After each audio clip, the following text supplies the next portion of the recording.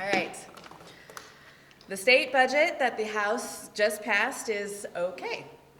It doesn't impose major cuts on state services, but it doesn't do much to improve them either. It funds K through 12 education at the minimum level called for by the school funding formula, but not a dollar more. It provides a 2% bump for public colleges and universities, but not the 3% that the governor recommended, and far less than what's needed to just keep up with inflation. It fully funds the voter-improved Medicaid expansion, but continues to charge many working families higher premiums than most other states. So yes, the budget is okay.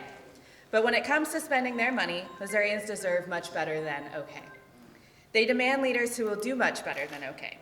House Republicans had the power to do much better, but consciously chose not to. Instead of improving state government, the majority opted for stagnation. And because the House chose to leave nearly $2 billion in available spending unallocated, that means once again, the Senate will end up writing the state budget. Although the Senate will step in to craft a hopefully better spending plan, that doesn't excuse the House majority for failing to do its job. But House Democrats are grateful for our budget team for its hard work in getting dozens of floor amendments added and doing their very best to hold the majority accountable, despite the budget chair's every effort to prevent transparency and proper vetting. For the Democrats, okay will never be good enough. Missourians will not settle for mediocrity, and neither will we. I'll now ask Representative Meredith, our ranking Democrat on the budget, to share more. Thank you. So, I think you heard a lot today. Representative Windham spoke to it on the floor, I think, quite well, about our frustration with the process this year in the budget. We've talked a lot about that along the way. Less public input, less public hearings, less vetting all around. We didn't even get to really review the chairman's sub, which was a massive change to the budget. As we talked about, dropped a couple $1 billion off of the governor's budget. We didn't even get to go line by line and ask questions about that. That's never happened before. We didn't get to sit and offer amendments in committee. We got less than a quarter of our amendments offered because the chairman just decided to take what's normally a 10-hour or longer or multiple day long hearing and turn it into 3 hours, actually less. This is not how it should be done. And so I will say our biggest disappointment, I think, on this side is the lack of vetting. That said, we had a friendlier debate on the floor this year, I would say, in some ways than we have in previous years. It seems like some of the further crazy right-wing folks sat down a little bit and didn't offer like their DEI amendment and things like that we saw last year. So we had a slightly better debate on the floor. But what we're left with is still, as Madam Leader said, a budget that is inadequate. It does a fine job, but the governor's was better. The governor's was better. It spent our money better. It put a significant amount of more money into schools. But even that, where we're at, as I talk about every time we're in here, is we're falling behind. We're falling behind all of the states around us and the rest of the country. Our schools remain the lowest state-funded schools in the country. Our teachers remain the lowest paid. Our state workers remain the lowest paid. Our mental health workers egregiously underpaid, so we have shortages that are leaving wait lists and people going without care. That's true in all sorts of healthcare areas in our state right now. Or children's division, where we've got a backlog because we don't pay our investigators enough to have enough of them to do their job. Meaning kids are in danger in our state. The list goes on and on. Higher ed. We've got a 2% increase in here. Well, the governor called for 3%, and inflation is just over 3%. Every time we do that, year after year, that's a cut to their funding. Every time we do that with education, higher ed, K-12, it's a cut in terms of real money value in how we're funding education, the things that make our state strong. So, yeah, we've got some increases in here, less than inflation. They're cuts. It could be worse. In my first several years here, we were looking at actual cuts, significant cuts. And unfortunately, I suspect in a few years, maybe even next year, we're going to be seeing that again because of an irresponsible Republican-led legislature that keeps cutting revenue in favor of tax cuts for the rich that aren't helping any of the low-income folks in our state and lowering revenue when the rest of the country is going gangbusters in one of the best economies we've ever seen. And here we are with flat revenue growth, probably going to shrink in years to come because they just keep being fiscally irresponsible. And I think that's reflected by this budget. They know that's coming, and so they refuse to invest in the things our state needs. I want to ask, when it goes over to the Senate, do you have more? Actually, you know, before we get to questions, I wonder if Representative Lavender could add some things as well, specifically about some of the workers. But she's put so much work into this. She knows some of these things better than any of us. So, yeah. Well, I have an example I can give. So consumer-directed services is the individual being able to hire their own caretaker. As a state of Missouri, we give that person $20 an hour. They have to pay taxes. They have to have a subscription with an electronic visit verification, and they have to sign up for that provider to do it. So you have to have a mechanism that your worker, a tablet to sign in on. You have to have the subscription and you're paying their taxes. We hand them $20 an hour to do that, and now the budget chair is telling you we've just demanded that they pay that worker $17 an hour. There's not enough money left in that $20 to pay everything they have to pay to be an employer. So that's my conundrum. We can't find people to work for the dollars that are in the budget, so they don't spend all of their money, so the budget chair cuts it. So we've cut federal authority. We've demanded that they pay them more because he thinks that's the answer. We're not funding that we've demanded that they get paid more. We just think miraculously they're going to be able to do it. I've talked on the House floor, 700 or more on a list for people with mental challenges. We can't find providers for them.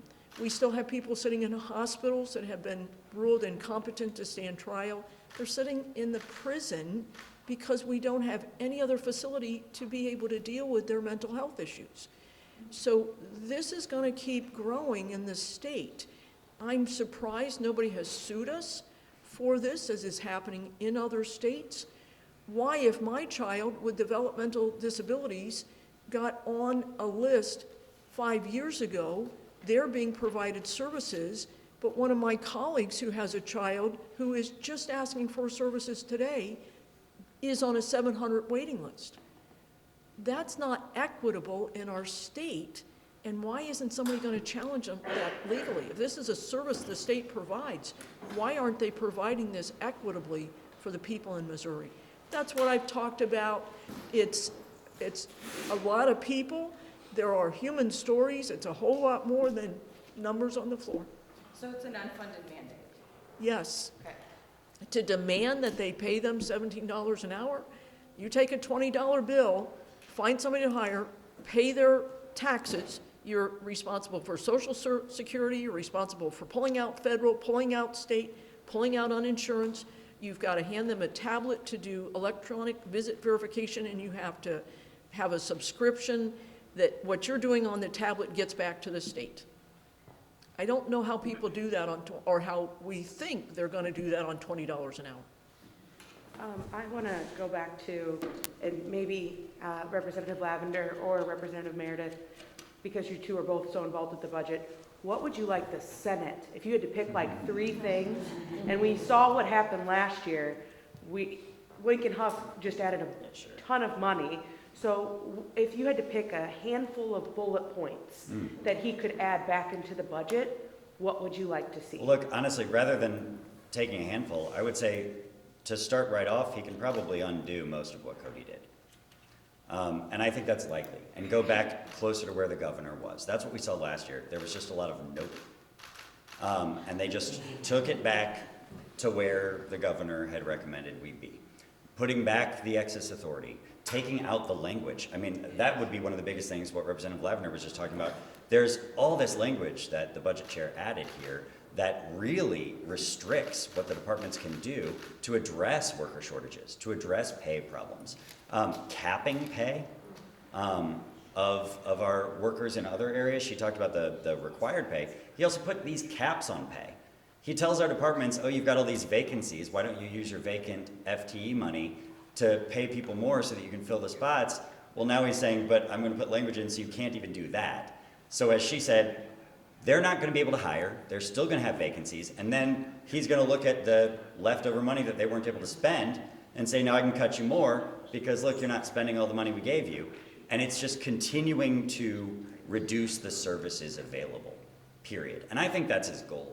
I think that's a lot of their goals. They don't want these services to exist. They don't want the state to be in the business of helping people.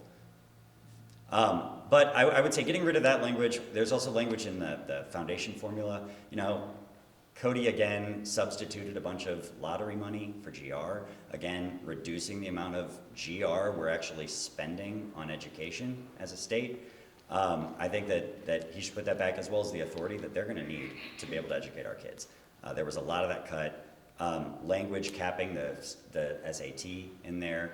One-time funding the transportation budget. I mean, I could go on and on and on with details, but the big thing is undoing that. Oh, and even restoring the governor's teacher pay raises. You know, this version cut that out of the budget. That needs to go back in. At the very least, we're talking about a $40,000 baseline pay for teachers that we're not even fully paying for as a state. We're expecting the local districts to cover most of it.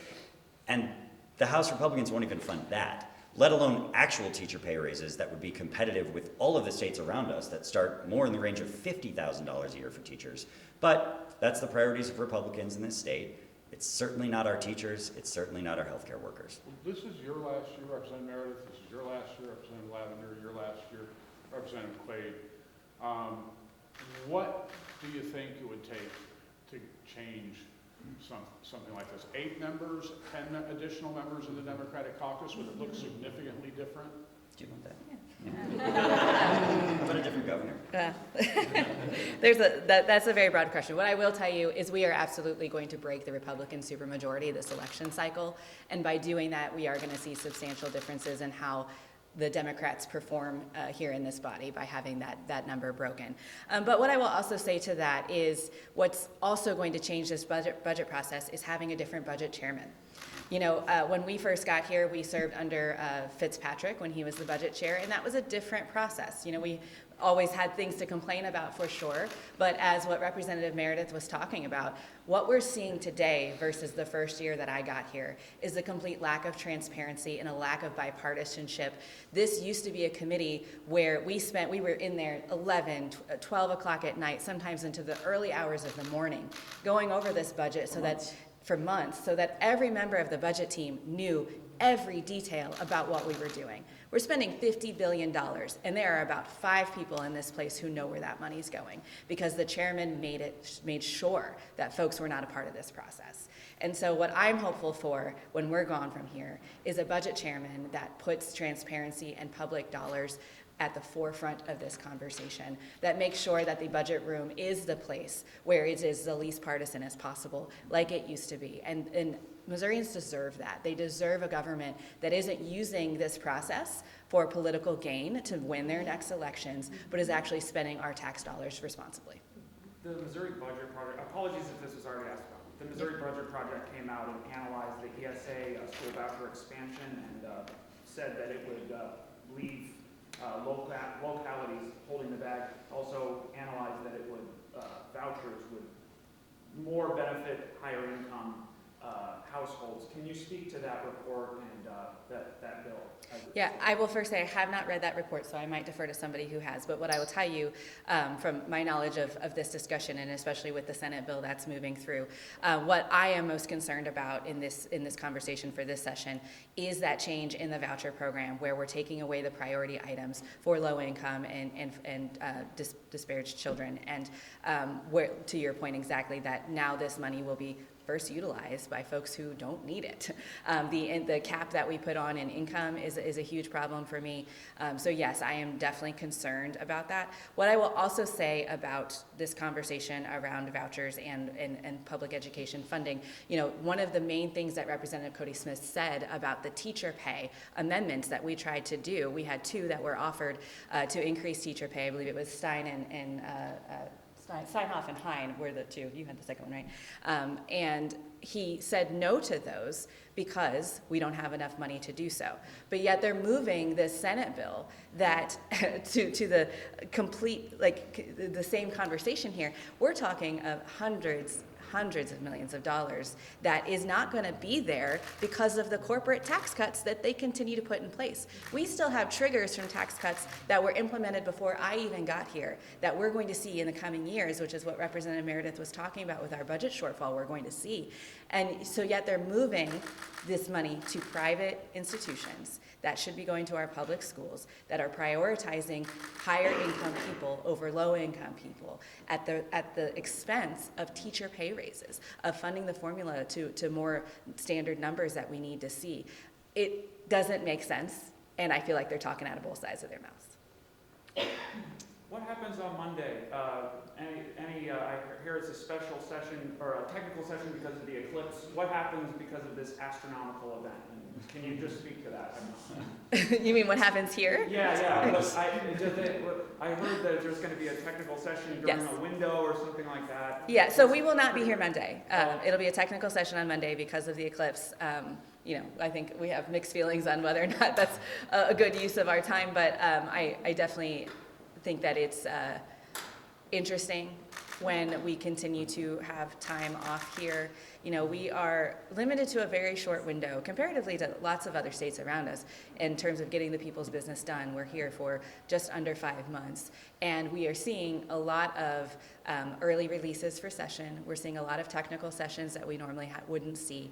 I think the eclipse is a special circumstance, but just it's part of the conversation here where we are doing a lot of hurry up and waiting. We've got a lot of time off, as Representative Wyndham said. It's been really interesting how little work is being done. As you all know, we have yet to truly agree and finally pass any piece of legislation, and we're already in April, and that's wild to talk about. So it is just another piece of that conversation. So now that you have this major budget hurdle out of the way, at least for now, what will you focus on the rest of the session? The number one thing we have to do is pass the federal reimbursement allowance. That should have happened before we had this budget debate. The honest truth, we're talking about how the Senate's going to redo all of this. The real part of this story for me is the fact that unless we pass the federal reimbursement allowance, this whole budget is a lie, and it's a complete joke. We're talking about, what is it, $6 billion? I don't know. It's an insane shortfall, around $6 billion shortfall if we don't pass the FRA, which means that we have to completely start from scratch. We're arguing over the number over here, but anyway, if we don't pass the FRA, we know that this budget is completely useless, and we're going to have to start completely over. And so that has been our priority. That will continue to be our priority to make sure that we get that done. I know that Senator Huff on the other side of the building deeply cares about passing that as well. So it'll be interesting to see if they do that before the budget and how they handle this. We're in a surplus right now, and the budget the House just passed is less than the governor's proposed budget. Now, I understand that we are going to get less federal funds moving forward, but is now the time to save, or is it the time to spend? Well, what's interesting about the money that we're talking about right now, a lot of it is one-time money. And so we should be spending the money. It's not money that we get to save. This is money from President Joe Biden's administration sending to Missouri. And if we don't spend this money, we lose it. And so, I think that it's really ridiculous, quite honestly, that the Republicans in the House don't want to follow the governor's recommendation and spend this money as we should. Can I add? I would also just say, a lot of that, it's not just spend, right? It's invest. It's invest in things that have a return on them and actually will mean more revenue for our state and a stronger economy in our state. If we aren't investing in quality schools, if we aren't investing in quality higher ed, where's our workforce coming from? Who wants to move to Missouri if our schools are underfunded? Who wants to come to Missouri for universities that are underfunded or expressing bigoted views because they're told to by the legislature? Same with the infrastructure, all of these things, right? We have to invest this money now while we have it. And thank goodness for Joe Biden and the money coming from the feds right now, because if we didn't have that, we would be in a far worse position right now, and there is no question about that. We're upset about a status quo being maintained, Thank goodness the feds have kept us afloat so that we can keep that status quo. Because if we end up with a different administration up there and keep this Republican leadership here in Missouri, we're going to be looking desperately like Kansas, but far worse several years ago. And we're going to have a harder time digging out of it than they did. The surplus right now is $6 billion, and that sounds like a lot of money until you realize that we have 10 or 11 billion dollars in general revenue. With the tax cuts we've made, our revenue right now is close to zero. And so it's the revenue that comes in that drives the budget. We've had phenomenal opportunities to invest in Missouri. The infrastructure on college campuses is amazing. The I-44, the I-70 will really do well. But it's the revenue. We can't save enough to budget next year's budget. Thank you. I want to ask about I-44 because there was a plan in Governor Mike Parson's budget, but it wasn't to this extent, is my understanding, and especially with it being in your district where they would be expanding. Should the state be spending this much money, nearly $1 billion, after we just approved $3 billion last year to expand the other interstate that's major in our state? Absolutely, yes, we should be. This goes right back to Representative Meredith's point about investment. Missouri's transportation infrastructure has been rated as a D- or an F for the past 15 years, if not more. That's as far back as I have looked at these reports. We have not been investing in our infrastructure for so very long in our state that this money that we're spending on I-70, I-44, and the rural roads that we were able to get in there as well, that is not even close to starting to fix this problem. These are Band-Aids. And so, we are in support of the governor's recommendation of that. We think infrastructure obviously is a huge priority for our state, being in the middle of the country. This is a huge piece of economic development, and getting businesses to come here is making sure that infrastructure is intact and is good. So we have a long way to go there. Other questions? Thank you guys so much. Thank you.